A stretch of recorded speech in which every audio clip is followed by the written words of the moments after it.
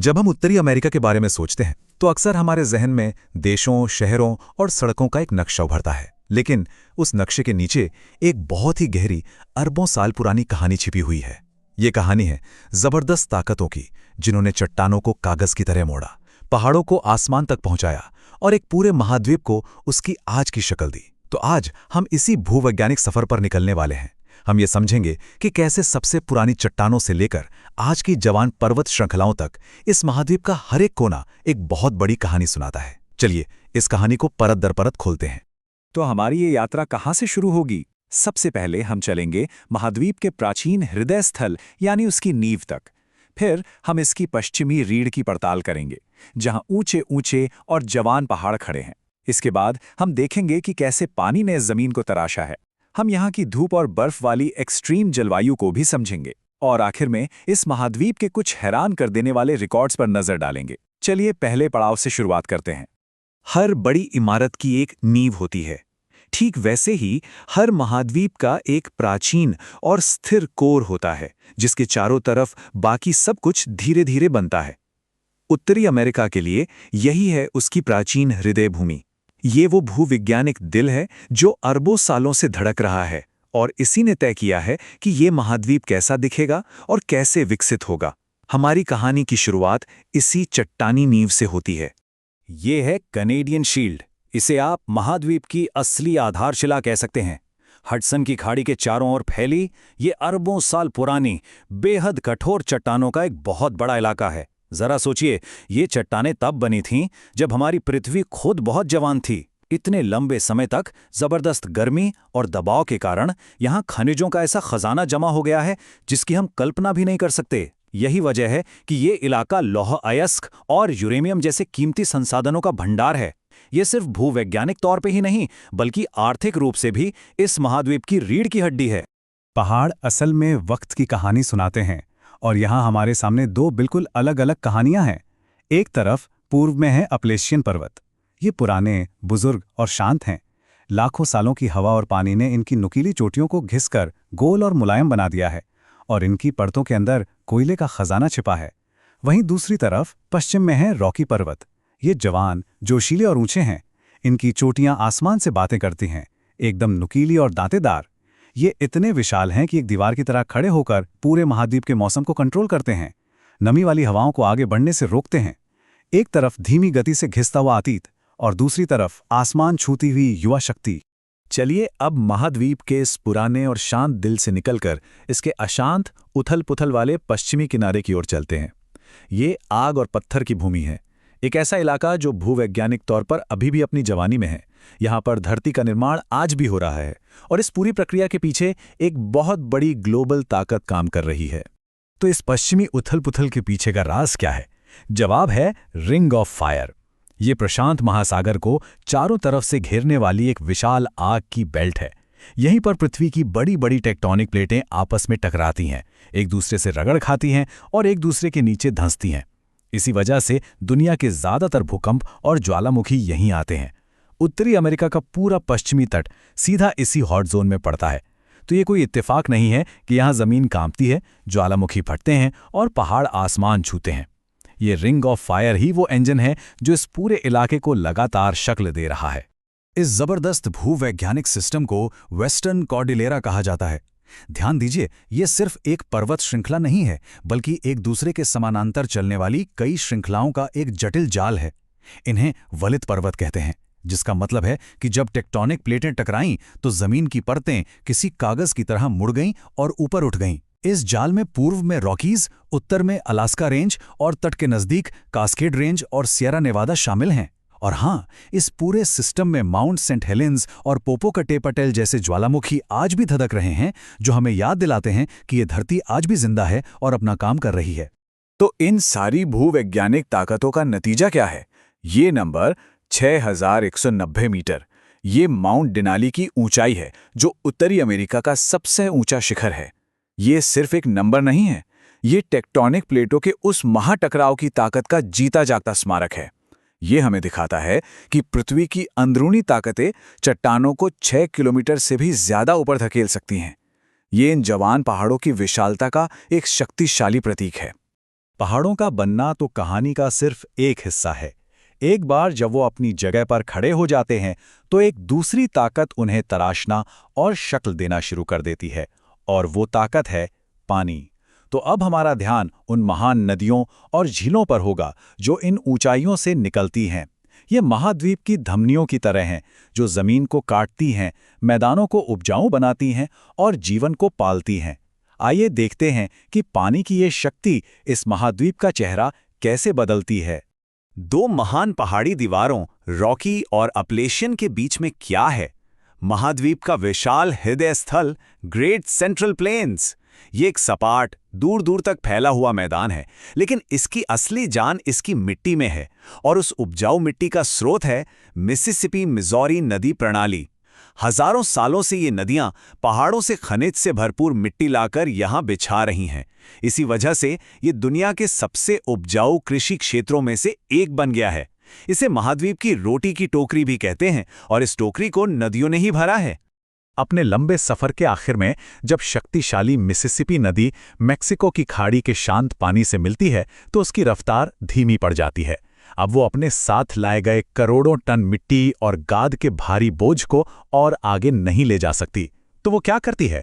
वो उसे वहीं जमा करना शुरू कर देती है।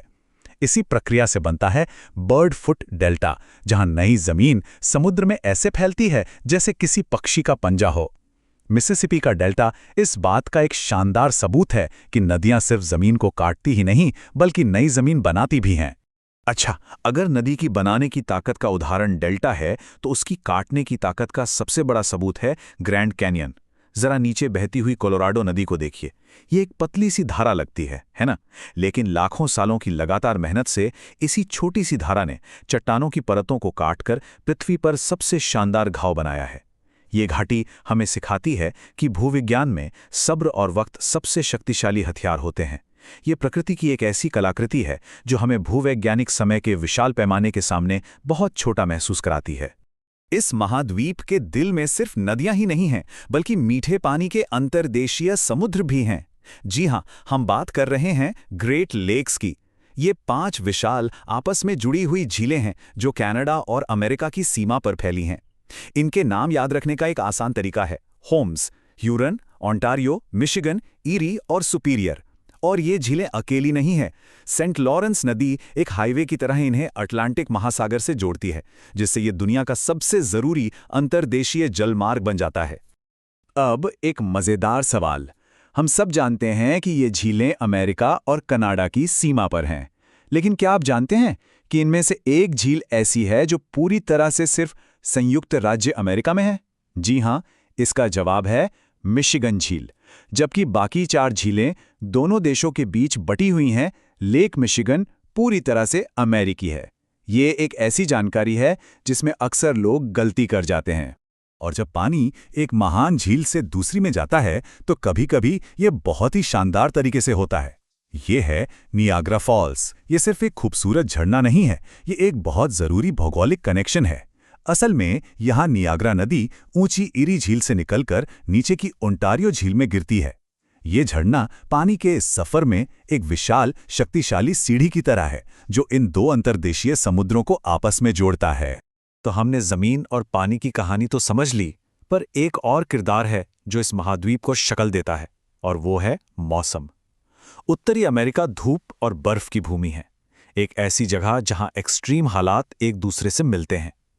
एक तरफ सुदूर उत्तर में बर्फीला आर्कटिक टुंड्रा है, तो दूसरी तरफ दक्षिण पश्चिम के झुलसा देने वाले रेगिस्तान। इस अविश्वसनीय जलवायु विविधता के पीछे 2 मुख्य कारण हैं। एक तो इसका उत्तर से दक्षिण तक का विशाल फैलाव, और दूसरा वो विशाल पर्वत श्रृंखलाएं जो मौसम के रास्ते में दीवार बनकर खड़ी हो जाती हैं। इस महाद्वीप की जलवायु को समझने के लिए वृष्टि छाया प्रभाव या रेन शैडो इफेक्ट को जानना बहुत जरूरी है। इसे ऐसे समझिए, प्रशांत महासागर से नमी से भरी हवाएं पूर्व की ओर चलती हैं, लेकिन तभी रास्ते में रॉकी पर्वत की विशाल दीवार आ जाती है। हवा को ऊपर उठने के लिए मजबूर होना पड़ता है। जैसे ही हवा ऊपर उठती है वो ठंडी हो जाती है और अपनी सारी नमी पहाड़ों के पश्चिमी ढलानों पर बारिश या बर्फ के रूप में गिरा देती है। अब जब तक ये हवा पहाड़ों को पार करके दूसरी तरफ ग्रेट प्लेन्स पर उतरती है, ये पूरी तरह सूख चुकी होती है। ये पहाड़ों द्वारा डाली गई एक विशाल बारिश की छाया है जो महाद्वीप के बीच के हिस्से को सूखा रखती है। इस प्रभाव का नतीजा ये है कि यहाँ जलवायु का एक अद्भुत मोज़ैक देखने को मिलता है। चलिए एक छोटी सी यात्रा करते हैं। सुदूर उत्तर में हमें कनाडा और अलास्का का ठंडा टुंड्रा और टैगा मिलता है। थोड़ा दक्षिण में आने पर हम समशीतोष्ण घास के मैदानों यानी प्रेरी में पहुंचते हैं, जो दुनिया की रोटी की टोकरी है। और दक्षिण पश्चिम में सोनोरन और मोजावे जैसे गर्म रेगिस्तान हैं। वहीं पहाड़ों के बीच छिपा ग्रेट बेसिन एक ठंडा रेगिस्तान है। और अगर हम ये यात्रा और दक्षिण में मेक्सिको और कैरिबियन तक ले जाएं, तो हम खुद को गर्म और नमी वाली उष्णकटिबंधीय जलवायु में पाएंगे। एक ही महाद्वीप, लेकिन अनगिनत दुनियाएं। इस विविध जलवायु में कुछ बहुत ही अनोखी स्थानीय हवाएं भी हैं। सर्दियों में रॉकी पर्वत के पूर्वी ढलानों पर रहने वाले लोग एक अजीब हवा का अनुभव करते हैं। वो इसे हिमभक्षी या स्नो ईटर कहते हैं। ये है चिनूक हवा। ये एक गर्म, सूखी हवा है जो पहाड़ों से नीचे उतरती है और कुछ ही घंटों में तापमान को बहुत ज्यादा बढ़ा सकती है। ये इतनी तेजी से बर्फ को पिघलाकर सीधे भाप में बदल देती है कि जमीन गीली तक नहीं होती। ये स्थानीय इकोसिस्टम के लिए एक बहुत जरूरी घटना है जो कड़ाके की सर्दियों में भी जानवरों को चढ़ने का मौका देती है। चलिए अब अपनी यात्रा के आखिरी पड़ाव पर आते हैं, जहां हम इस महाद्वीप के कुछ सबसे हैरान कर देने वाले रिकॉर्ड्स पर नजर डालेंगे। ये वो कीर्तिमान हैं जो उत्तरी अमेरिका के विशाल आकार, उसकी शक्ति और उसकी विविधता को दिखाते हैं। तो देखते हैं कि ये महाद्वीप किन किन चीजों में दुनिया में सबसे आगे है। आइए इन रिकॉर्ड्स पर एक नजर डालते हैं। यहाँ का सबसे ऊंचा शिखर माउंट डेनाली 6190 मीटर पर है और वहीं दूसरी तरफ सबसे निचला बिंदु डेथ वैली समुद्र तल से 86 मीटर नीचे है। यहाँ महाद्वीप की सबसे लंबी नदी मिसिसिपी मिज़ौरी बहती है। यहाँ सतह के हिसाब से दुनिया की सबसे बड़ी मीठे पानी की झील लेक सुपीरियर भी है। और तो और दुनिया का सबसे ऊंचा ज्वार भाटा कनाडा की फंडी की खाड़ी में आता है। ऊंचाई से लेकर गहराई तक ये महाद्वीप हर पैमाने पर एक्सट्रीम है। जमीन के अलावा उत्तरी अमेरिका के आसपास के समुद्र भी कुछ कम असाधारण नहीं हैं। कनाडा के न्यूफाउंडलैंड तट के पास दो समुद्री महाशक्तियां टकराती हैं। एक है दक्षिण से आने वाली गल्फ स्ट्रीम और दूसरी है उत्तर से आने वाली बर्फीली लैब्राडोर धारा। जब ये दो बिल्कुल अलग धाराएं मिलती हैं तो एक तरह का जादू होता है।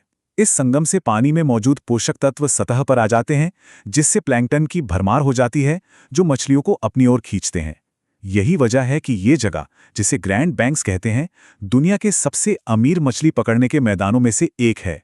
ये भौतिक भूगोल का एक ऐसा उदाहरण है जिसका सीधा आर्थिक और पारिस्थितिकी असर पड़ता है। हमारी ये भूवैज्ञानिक यात्रा एक ऐसी जगह पे खत्म होती है जहां भूगोल, राजनीति और समय तीनों एक दूसरे से मिलते हैं। ये है बेरिंग जलडमरू मध्य। ये संकरा सपानी का रास्ता एशिया के रूस को उत्तरी अमेरिका के अलास्का से अलग करता है। लेकिन ये सिर्फ दो महाद्वीपों को ही अलग नहीं करता।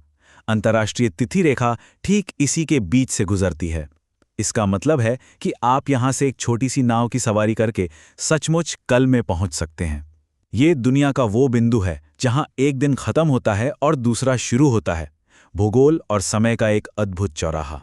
तो हमने देखा कि उत्तरी अमेरिका प्राचीन चट्टानों, जवान पहाड़ों, शक्तिशाली नदियों और एक्सट्रीम जलवायु का एक अद्भुत संगम है। ये एक ऐसी जगह है जो लगातार बदल रही है, बन रही है। यह सब हमें एक आखिरी सोचने पर मजबूर करने वाले सवाल पर लाकर छोड़ता है। अगर लाखों सालों की भूवैज्ञानिक ताकतों ने इस जमीन को ये शक्ल दी है, तो आने वाले लाखों साल इसकी सतह पर और कौन से नए निशान छोड़ेंगे? क्योंकि भूगोल एक सतत गतिशील प्रक्रिया है, कोई अंतिम उत्पाद नहीं।